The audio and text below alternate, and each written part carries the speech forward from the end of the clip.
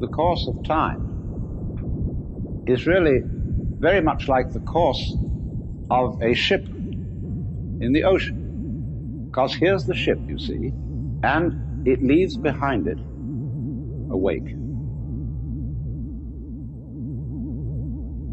The wake fades out, and that tells us where the ship has been, in just the same way as the past and our memory of the past tells us what we have done. But as we go back into the past, and we go back and back to prehistory, and we use all kinds of instruments and scientific methods for detecting what happened, we eventually reach a point where all record of the past fades away in just the same way as the wake of the ship. Now, the important thing to remember in this illustration is that the wake doesn't drive the ship any more than the tail wags the dog.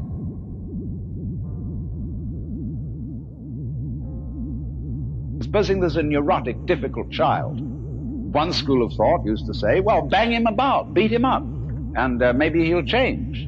But then they said, oh no, that's not fair to the child to beat him up because it was his parents. They didn't bring him up properly.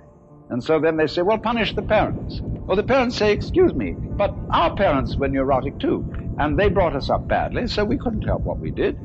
And so since the grandparents are dead, we can't get at them. And in any case, supposing we could, we would pass the whole blame back to Adam and Eve in the Garden of Eden. And they say, they started all this mess. But then Eve would say, no, the serpent tempted me and I did eat, and it was the serpent's fault.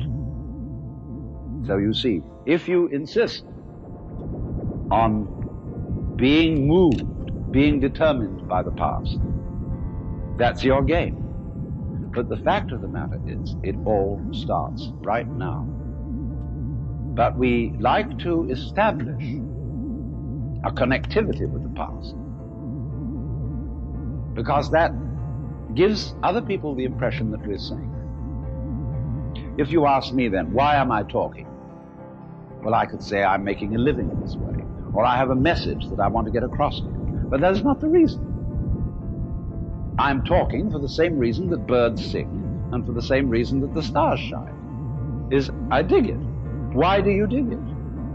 Well, I could go on answering all sorts of questions about human motivation and psychology, but they wouldn't explain a thing, because explaining things by the past is really a refusal to explain them at all.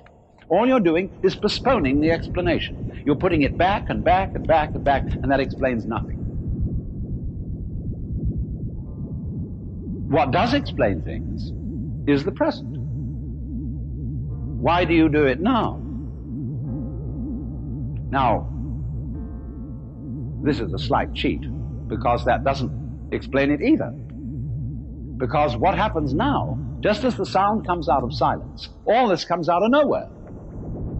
All life suddenly emerges out of space, bang, right now.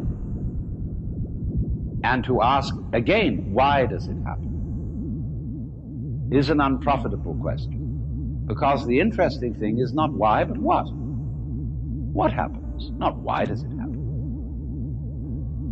I can say, well, I am doing this now because I did that then. And so I am producing for you a continuous line of thought.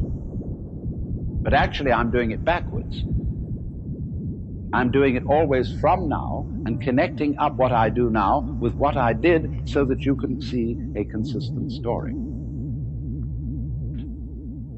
If I define myself as the whole field of events, we'll say the organism environment field, which is the real me, then all the things that happen to me may be called my doing. And that is the real sense of karma. But when we speak about freedom from karma, freedom from being the puppet of the past, that simply involves a change in your thinking. It involves, in other words, you're getting rid of the habit of thought whereby you define yourself as the result of what has gone before, and instead get into the more plausible and more reasonable habit of thought, in terms of which you don't define yourself in terms of what you've done before, but in terms of what you're doing now. And that is liberation from the ridiculous situation of being a dog wagged by its tail.